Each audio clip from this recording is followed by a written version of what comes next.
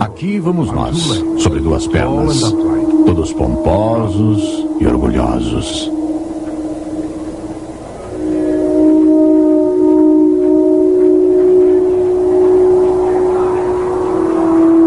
Será que simplesmente subimos do escuro do passado e atingimos a brilhante conscientização da luz do dia? Será que essas foram as nossas mães que nos deram a vida que tanto desfrutamos?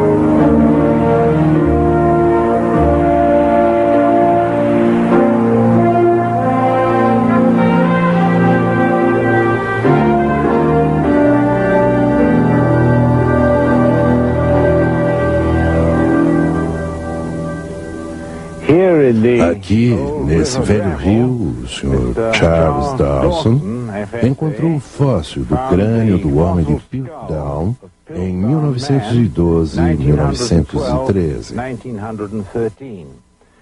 Ora, o homem sempre se interessou em saber de onde veio. O homem moderno é como o homem ancestral nesse respeito. Minha filhinha, assim que começou a acordar para as coisas, com 1 ou 2 anos de idade, fez sua primeira pergunta: papai, de onde eu vim? Como você responderia a uma dessas?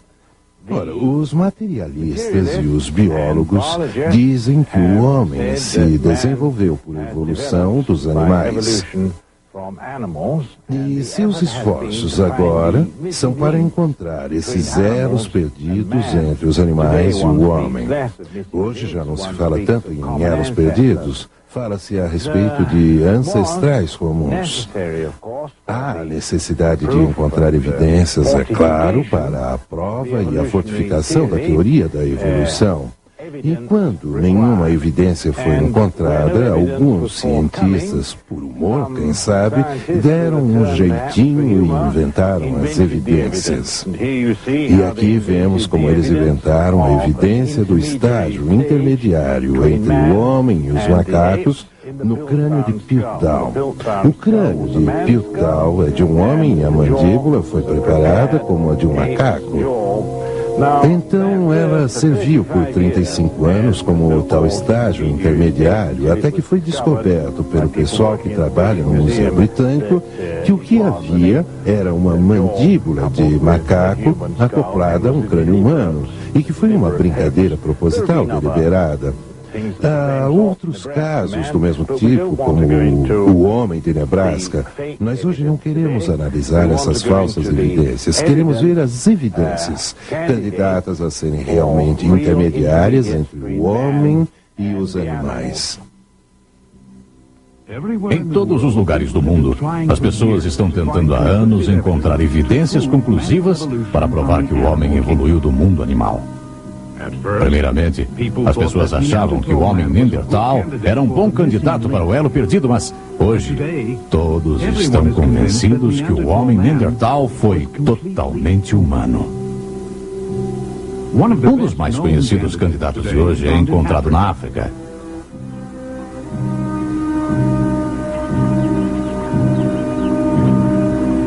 O ano é 1959. O lugar, a Garganta de Olduvai, na Tanzânia. Num tremendo calor, Lewis e Mary Lake finalmente acham o que estão procurando. Por 28 anos, eles escavaram fósseis nessa região e então encontraram os restos mortais do que chamaram de Australopithecus. Em 1974, um pouco mais ao norte da África, Donald Johansen encontra os ossos de outro Australopithecus e o chama de Lucy. Essas criaturas recebem o título de ancestrais do homem, principalmente porque seus dentes e mandíbulas, alguns acreditam, possuem semelhança aos dos humanos. O ortodontista Dr. John Cuozzo investigou esse caso por muitos anos. Seus resultados não foram muito otimistas para a procura dos elos perdidos.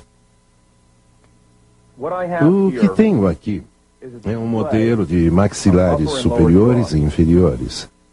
Os inferiores estão na primeira fileira e os superiores na segunda fileira. Elas são chamadas de mandíbulas. O que quero tentar mostrar é a variedade de maxilares humanos. Essa variedade é medida através de dois fios, alinhando-os junto aos dentes, e você pode medir assim e depois ir verificando os ângulos bem ali. Esse ângulo é medido. Este apresenta 67 graus. Agora nós seguimos assim por essa curva e vemos que no final dela temos praticamente arcadas paralelas. Temos um conjunto quase paralelo de dentes. Esse é de um ser humano. Assim como todos esses moldes aqui são dos meus clientes ou foram no passado. Essa menininha tem um ângulo de 10 a 12 graus entre as duas fileiras de seus dentes inferiores. Isso é muito comparável a esse chimpanzé, o maxilar inferior de um jovem chimpanzé. Como podem ver, eles são parecidos, são muito semelhantes. Verificando-os, então, muitos já tentaram dizer que se pode distinguir cada espécie pelos ângulos. Eu, porém, digo que a variedade humana é tão vasta que se torna difícil encontrar um maxilar inferior e superior e depois extrapolar um ângulo e dizer ser esta uma espécie distinta. Portanto, quando vejo uma cabeça, por exemplo, como a do Australopithecus, que tem a configuração de um macaco na parte do crânio, mas muitos de seus dentes parecem humanos, eu não tento categorizar as espécies pelos seus dentes ou pela forma de suas arcadas, sejam elas hominídeas, ou de um homem mesmo, ou macaco, ou um gorila. Será que o Australopithecus foi um dos ancestrais do homem moderno? Vamos para Londres ouvir o que uma autoridade dos supostos fósseis de homem-macaco tem a dizer. O Sr. Malcolm Bolden. Um número de medidas foram tiradas dos ossos desses australopithecus e por um computador os ossos foram comparados com os ossos de macacos e com os ossos de seres humanos, o Homo sapiens. E todas as vezes as medidas de macacos se aproximaram muito mais do que as medidas de seres humanos. E, na verdade, Oxnard, que fez essa experiência e anotou as medidas, nas suas conclusões duvidou que exista qualquer ligação entre o Australopithecus e o Homo sapiens. Ora, isso também foi sustentado pelo trabalho do Sr. Solly Zuckerman. Ele realizou um número de exames, testes e medidas nesses ossos da espécie Australopithecus e disse que o elo da espécie Australopithecus não é baseado em fatos concretos, mas em especulação. As evidências mostram claramente que o Australopithecus foi só uma variedade extinta de macacos e nada mais. Na verdade, o nome Australopithecus quer dizer macaco do sul.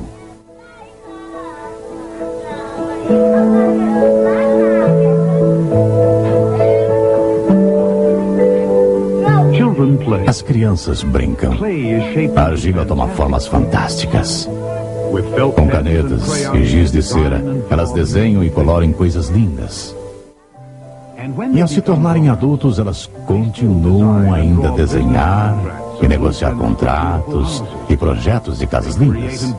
Elas criam e constroem imensas cidades, nas quais vivem com milhares e milhares de vizinhos.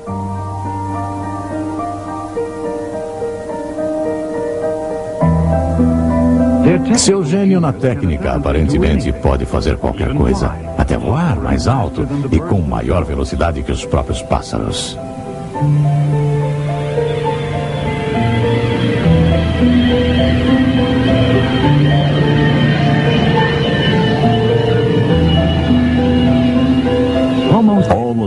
sapiens, homem moderno. De onde será que ele veio? Além das descobertas do Australopithecus na África, na Tanzânia pelos Leakeys e na Etiópia pelo Johannesson, existem outros restos de espécies que já acreditaram ser um estágio intermediário entre o homem e o macaco, o Homo erectus. Alguns fósseis descobertos perto de Pequim entre 1920 e 1940 foram classificados como Pithecanthropo-pequineses, mas depois foi-lhes dado o nome de Homo erectus. O que encontraram foi 14 cabeças, especialmente fragmentos de cabeças. Só 5 estavam em pedaços suficientes para ser reconstruídas, para se descobrir a capacidade de seus cérebros. Essa foto mostra uma das cabeças mais completas. Essa é a de número 11, e aqui você pode ver a massa que foi usada entre os pedaços. Essa cabeça foi adicionada aqui com ossos do rosto a alguns centímetros de distância. A cabeça foi totalmente reconstruída e essa mandíbula veio de escavações a uns 25 metros de distância. Nessa cabeça básica foi modelada a face de uma mulher e a chamaram de Nellie. Agora, essa foto e essa reconstrução são as mesmas que receberam grande publicidade. Mas eu fico pensando, quantas pessoas será que se conscientizam que isso tudo foi baseado numa cabeça toda fragmentada e assim reconstruída? As cabeças não só foram reconstruídas nessa base de alguns fragmentos, mas as faces mais ou menos humanas foram resultado de uma imaginação de artista. Quando os artistas têm alguns ossos de macacos, eles tentam normalmente fazer a reconstrução parecer tão humana quanto possível para dar aquela aparência especial, fazendo-a encaixar muito bem no esquema evolucionário. Semelhantemente, quando têm ossos humanos, eles frequentemente usam de liberdade artística para fazer a reconstrução aparentar o mais possível um macaco. É impossível dizer quanto cabelo a pessoa tem ao olhar os seus ossos. Nem uma caveira completa não pode nos indicar os formatos exatos do nariz, dos olhos, dos lábios, das orelhas.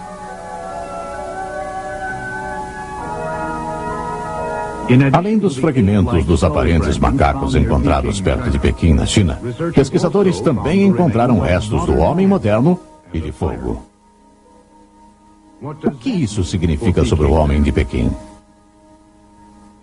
O fogo, o quartzo e os ossos todos indicam que seres humanos habitavam aquele local de Pequim. E quando esses homens saíam para caçar na mata para encontrar carne, matavam antílope e rena e o que mais houvesse e traziam isso de volta à caverna pela carne. Cortavam a carne e jogavam o resto no fogo. E se pegassem um macaco? A carne do macaco é carne dura para comer. Então eles tiravam fora a cabeça, amassavam o crânio para pegar os miolos, que eram considerados como uma guloseima, e jogavam os fragmentos do crânio no fogo, misturados com os outros ossos de animais, que é onde foram achados. E quem sabe, umas centenas de anos mais tarde, os peritos apareceram e acharam esses ossos de símios e ajuntaram-nos numa reconstituição e afirmaram que tinham encontrado outro elo perdido. O homem de Pequim. Que pena. As feições lindas são apenas as de um símio extinto. Vamos examinar umas outras tentativas de encontrar ligações entre o homem e o macaco. Os cientistas em Oklahoma observaram o Osho, um chimpanzé, pelos meios modernos de televisão durante mais de 10 anos. Parecia ser possível ensinar ao Osho a linguagem da mímica. Usando suas mãos ou sua cabeça, ela pode dizer a seus observadores que ela quer um morango ou uma maçã, que ela tem sede e muitas outras coisas. Como resultado, algumas pessoas tiraram a conclusão de ser essa uma indicação de que os símios têm capacidade de fala e que só lhes faltam os músculos da garganta. Ora, é fato conhecido que se pode ensinar a animais um certo modelo de comportamento. Veja esse cão pastor, por exemplo. Ouvindo os assovios de seu dono, ele dirige o rebanho para onde o pastor quer.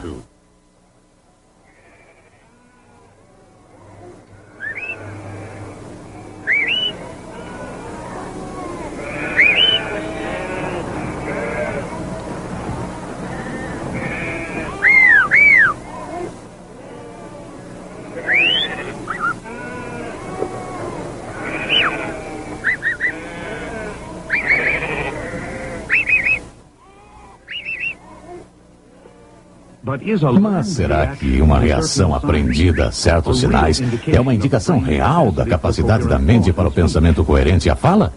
Claro que não, definitivamente. O vão entre o homem e o animal é grande demais para ser atravessado. A grande dificuldade é que existe uma grande lacuna entre o homem e os animais. O homem tem um computador que controla sua linguagem e tem um centro de fala no cérebro que o animal não tem. Muitos protestam quando falamos desse jeito, porque um animal pode aprender um vocabulário, um cachorro pode aprender os assovios do seu dono e reagir de acordo, e eles poderão se comunicar um com o outro. Um golfinho pode aprender a linguagem da mímica. O macaco, o Washoe, por exemplo, na América, dizem ter aprendido uma linguagem de mímica. Um animal pode aprender um vocabulário, mas ele não aprende a língua gramatical. E essa é a grande dificuldade, pois fazer isso requer um computador muito complexo. E nenhum estágio intermediário foi encontrado para se encaixar entre um animal falante, que é o homem, e o animal que não fala.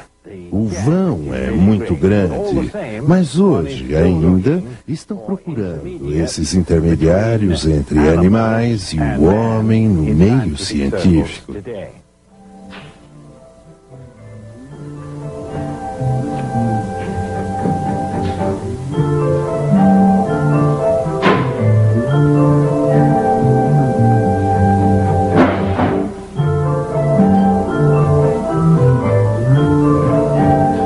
Nos porões do Museu da História Natural em Leiden, na Groenlândia, um tesouro está guardado num cofre. Ossos fossilizados encontrados por um holandês, Eugène Dubois. A história é assim.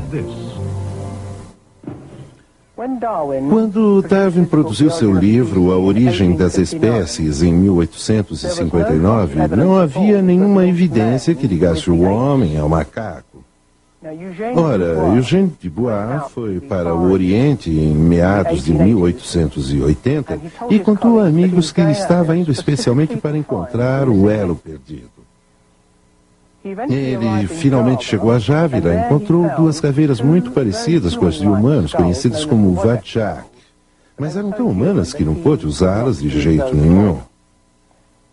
Em 1891, ele encontrou um crânio e um ano depois, a 15 metros de distância, ele encontrou um osso de perna muito parecido com a de um ser humano. Eventualmente, Dubois decidiu que o osso da perna estava junto com o crânio e que havia encontrado um macaco que andava ereto e ele o chamou de Pithecanthropus erectus. Aqui temos aquele crânio e aquele osso da perna. Agora, o que eles eram realmente? Foi geralmente aceito que esse osso de perna era humano mesmo. Mas havia muitos debates a respeito desse crânio. Quando ele voltou e publicou seus resultados, dizendo que havia encontrado o elo perdido, que o macaco andava ereto, houve grande publicidade e um grande furor sobre o que ele havia encontrado. Porém, durante todas as suas palestras, ele nunca mencionou nada a respeito dessas caveiras que ele havia encontrado anteriormente, as caveiras de Wadjak. Ele as manteve em segredo por 30 anos e não contou a ninguém a respeito delas. Só em 1920, ele liberou o fato ao mundo científico que as havia encontrado. Isso, é claro, causou grande consternação, porque se ele tivesse mostrado essas duas caveiras tão humanas ao mesmo tempo em que ele mostrou o homem de Java, ninguém teria aceito esses ossos como metade homem, metade macaco. Pois ele havia encontrado esses ossos bem humanos na camada semelhantemente datada. Mais tarde, ele admitiu, alguns anos antes de morrer, que tudo que encontrou foi só um crânio de um gibão gigante.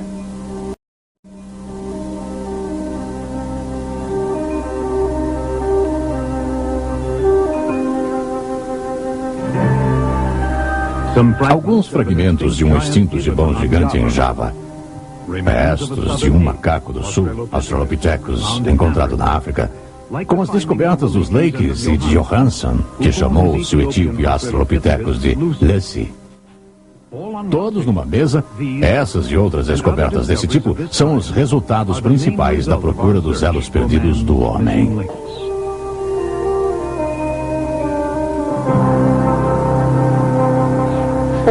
Todos esses fragmentos de fósseis que olhamos até agora, eu os considero todos de macacos. E isso inclui a espécie de Australopithecus, o homem de Pequim, o homem de Java, que agora é classificado como Homo erectus, e as descobertas de Johansson, na Etiópia. Todos simplesmente macacos.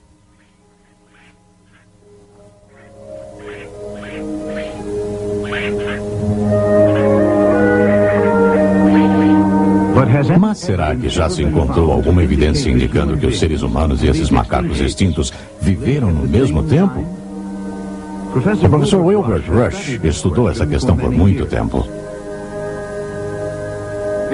Parece que enquanto encontramos mais fósseis, pelo menos até agora, o que acontece é que o homem aparece consistentemente paralelo com todos os seus supostos ancestrais. E o conceito do homem se ter desenvolvido dessas formas subhumanas é simplesmente muito incerta e não pode ser alimentada. Pelo contrário, temos um desenvolvimento paralelo.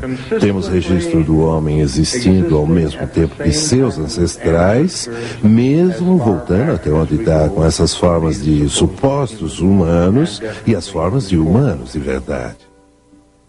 Aqui vemos os vários tipos dos chamados elos perdidos. Aqui estão posicionados nas profundezas geológicas respectivas na coluna geológica. Porém, se pesquisarmos mais a fundo, descobrimos que, em cada caso, esses supostos homens macacos não poderiam ser os ancestrais do homem, pois o homem moderno, Homo sapiens, já existia. O homem não só viveu no mesmo período que o Homo erectus, mas seus fósseis e artefatos também foram encontrados em estratos que têm a mesma colocação do Homo habilis e o Australopithecus. O mesmo é verdade com o Ramapithecus. Parece mais e mais óbvio que nenhuma dessas criaturas pode ter sido ancestral da humanidade, pois o homem já existia.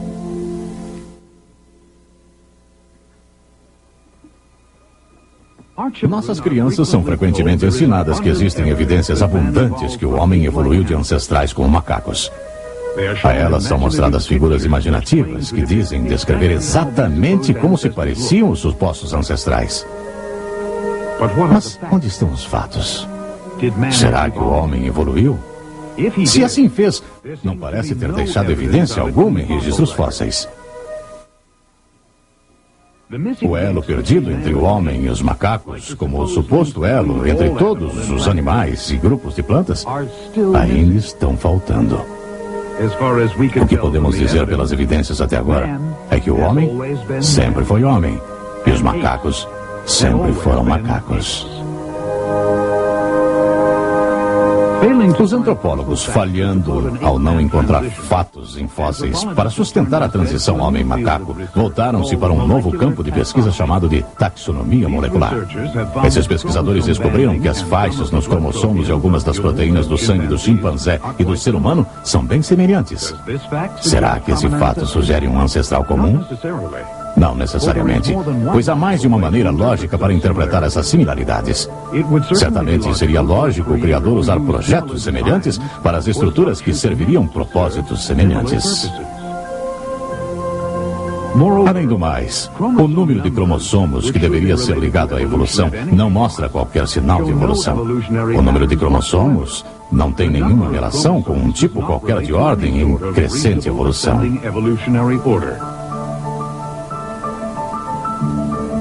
Além disso, deve ser notado que as similaridades moleculares entre os macacos e os humanos têm sido frequentemente exageradas. Um exame molecular de até mesmo uma única gota de sangue revela muitas diferenças óbvias e claras. O homem é inegavelmente singular nesse mundo. Ele é tremendamente diferente de qualquer animal.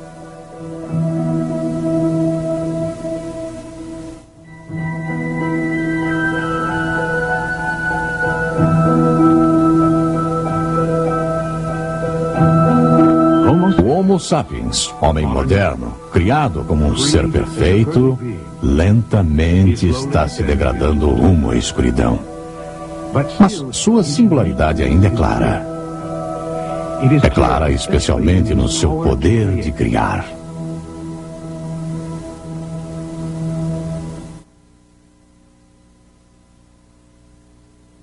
E essa criatividade, independente das dissonâncias que se têm infiltrado, é provavelmente a melhor evidência que o homem foi criado à imagem e semelhança de Deus.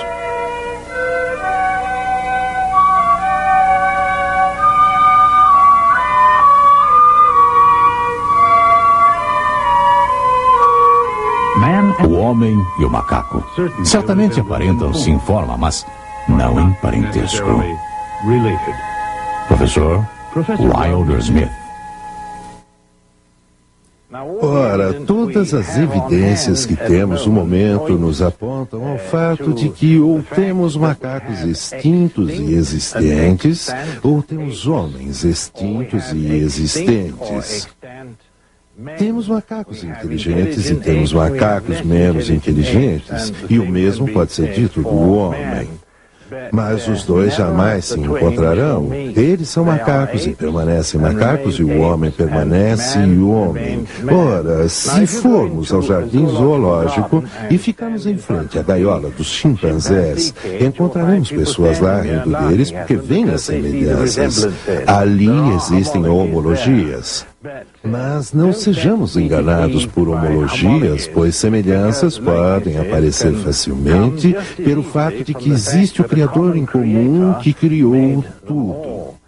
E eu, pessoalmente, acredito que os genes, que são os desenhos e projetos que fizeram as formas variadas e as espécies, só podem surgir de um Criador que criou-as todas.